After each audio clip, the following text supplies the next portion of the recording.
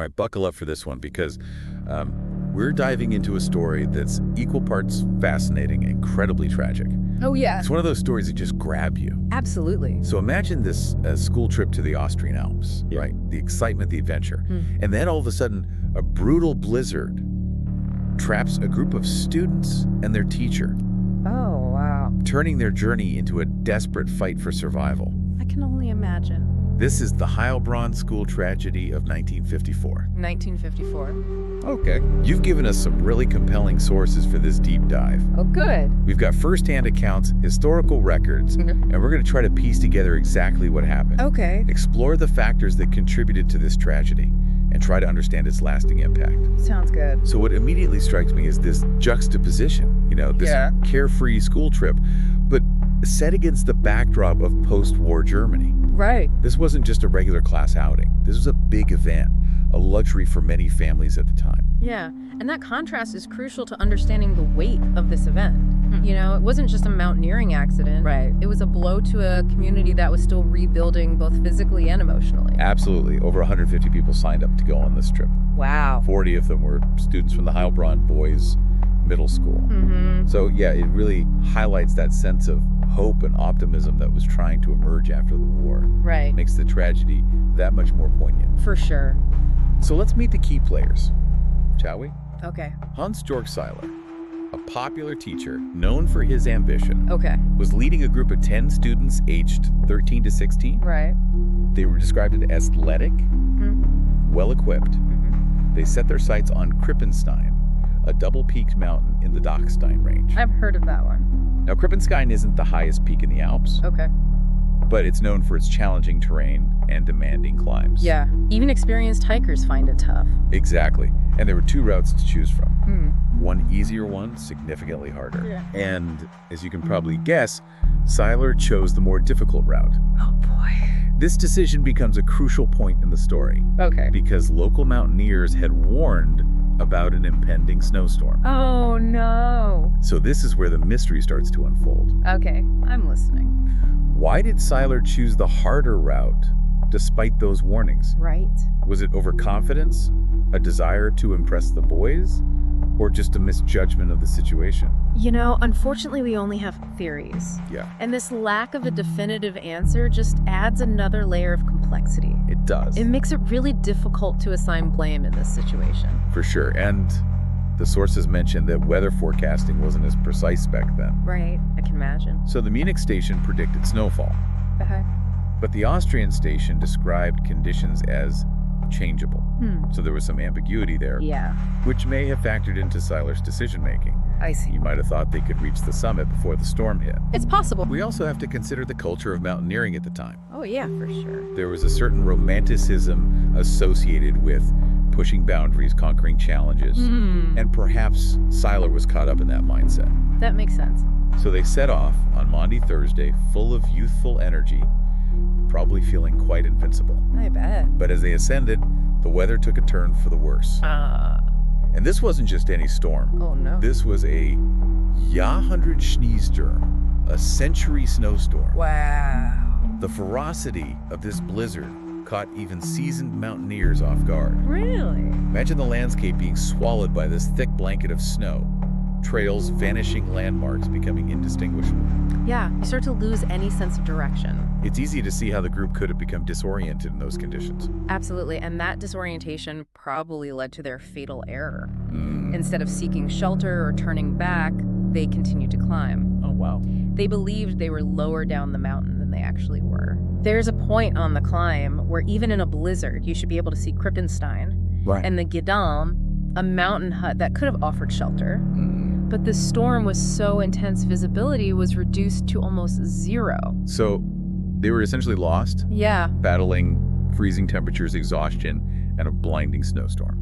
The source material really paints a vivid and quite terrifying picture of their predicament. Wow. It's hard to even imagine the fear and desperation they must have felt as that storm raged around them. Right. Like, just think about it being a teenager lost on a mountain.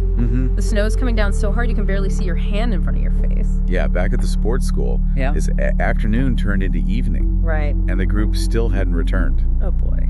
The concern quickly turned to panic. Yeah. A rescue operation was launched that night, Okay. but the storm was still raging, Oh, God. making the search incredibly dangerous. Can you imagine trying to navigate those treacherous slopes in a blizzard? I can't even imagine. Limited visibility, freezing temperatures, and the constant threat of avalanches. Right. These rescuers were putting their own lives on the line to find those boys. And for the families waiting back home, Yeah. it must have been absolute agony not knowing the fate of their loved ones. It must have been just awful. The next morning, the storm finally subsided, Okay. and what followed was one of the largest rescue operations the Alps had ever seen. Wow. Over 20 square kilometers had to be searched, That's a huge area. with deep snow and icy conditions hindering every step. Oh, I bet. The sources mentioned that the American Air Force even got involved with helicopters. Really? But despite this massive effort, it took days to find the first traces of the group. And I'm guessing those discoveries weren't good news. No, they weren't. No. One by one, the bodies of the boys were recovered. Awful. It was a devastating blow to both the families and the rescuers. Oh, I can imagine. The emotional toll on those rescue teams can't be overstated. No, of course not. They were facing extreme conditions, risking their own lives, and then confronting this heartbreaking reality of finding these young boys who had perished. Yeah, it's hard to even comprehend what they must have gone through. There was a particularly chilling detail in the source material. What's that? Some of the boys looked decades older because of the ordeal. Really? They were so badly frostbitten that they were initially mistaken for adults. Wow. It's a stark reminder of the brutal power of nature. It really is. After 9 agonizing days, the search continued for the 3 remaining missing people. Okay. Seiler, 13-year-old Rolf Musner, and 16-year-old Peter Len. Mm-hmm. The first funerals were held on April 29th, Oh, wow. with about 10,000 people in attendance. That's incredible. It's hard to even comprehend the collective grief that must have just enveloped Heilbronn. Yeah. Imagine attending your son's funeral Right. while another son is still missing. Oh, gosh. That was the reality for the Musner family, Oh, who wow. tragically lost both their sons in the blizzard. Just heartbreaking. 17 days after that initial funeral, Mm-hmm. Peter Len's body was found. Oh, my gosh. He was discovered leaning against a rock, Really? as if he had simply sat down to rest. Huh. His mother later wrote about finding solace in the belief that he had peacefully fallen asleep, Right. succumbing to exhaustion, rather than suffering a prolonged and agonizing death. Yeah, I can understand that. It's a heartbreaking attempt to find some meaning, some peace in such a senseless loss. Absolutely. 6 weeks after the tragedy, the bodies of Seiler and Rolf Musner were finally discovered. Oh, wow. They were huddled together, frozen in a final embrace. That's both beautiful and tragic. It seems they tried to shield each other from the storm, a testament to their bond, even in the face of death. Yeah, In the aftermath of this tragedy, the question of blame naturally came to the forefront. of course. Many pointed fingers at Seiler, Right. accusing him of recklessness and ignoring warnings. Mm. There was a lot of debate about whether his decision to continue the climb, despite the worsening weather, was a fatal miscalculation. I see. Some argued that while it was a risky decision, no one could have predicted the severity of that storm. Yeah, even experienced mountaineers were caught off guard. Exactly. Yeah. But others felt that Seiler's ambition and desire to push boundaries had overridden his better judgment. That's a tough one.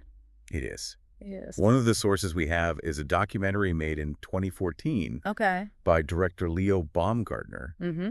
and he presents a rather critical view of Seiler. Okay. How so? Well, he attributes Seiler's actions to a deep-seated inferiority complex and a desire to prove himself, Okay. suggesting that these personality traits ultimately led to the tragedy. Interesting take. He even goes as far as to mention that Seiler had left his wife 2 weeks before the birth of their 3rd child, Wow. painting a picture of a troubled man seeking validation. Yeah, but it's important to remember that this is just one interpretation of events. Right? And while it's a compelling narrative, Yeah. it's ultimately based on speculation. Of course. We can never truly know what motivated Seiler or what went through his mind during those critical moments. Yeah, it's easy to get lost in the big picture stuff. You know, the storm, the rescue. But Yeah. we can't forget about those 10 boys who lost their lives. Right. Their stories, their hopes, their dreams. Exactly. It's all part of this tragedy, too. The chapel built on Krippenstein, you know? Yeah. It's more than just a memorial for the event itself. Mm. It's a reminder of the individuals who were lost. And the fact that they still hold those annual memorial services in the area, Right. it speaks volumes about the impact this tragedy had. Absolutely. It makes you think, what would those boys have gone on to do? Yeah. What impact might they have had on the world? It's impossible to know. It really is. But it's important to think about the potential that was lost. It adds another layer to this whole story. Sure. It's not just about, Right. a misjudged climb or a freak storm. It's about the ripple effect of loss. How it impacts families, communities, even generations later. This whole deep dive, it really highlights that enduring fascination we have with these types of events. Right. It's more than just morbid curiosity. I think so. There's this desire to understand how something so tragic could happen. To learn from it. Yeah. And maybe even find ways to prevent similar events in the future. It makes you wonder, are we any better equipped today Yeah. to handle these situations? I mean, we have better weather forecasting, We do. better equipment, more sophisticated rescue techniques. But nature can still surprise us. Absolutely. And human error, well, that's always a factor. This story really brings those realities into sharp focus. It does. It's a reminder that no matter how much we plan or prepare, Right. there are always going to be elements we can't control. And that's a valuable lesson, Mhm. whether we're talking about mountaineering or any aspect of life. Right. Finding that balance Yeah. between pushing our boundaries and acknowledging our limitations. So as we wrap up this deep dive into the Heilbronn school tragedy, we're left with some pretty profound questions. What are those? Well, how do we reconcile the human desire for adventure with the inherent risks involved? Right. And what can we do to minimize those risks while still allowing ourselves to explore, to challenge ourselves? To experience the world. Yeah, in all its wonder and danger. That's something worth thinking about. It is. Maybe by grappling with these questions, by learning from past tragedies like this one, Right. we can find ways to navigate our own journeys with greater wisdom and awareness. Well said. Thanks for joining me for this deep dive. Of course, anytime.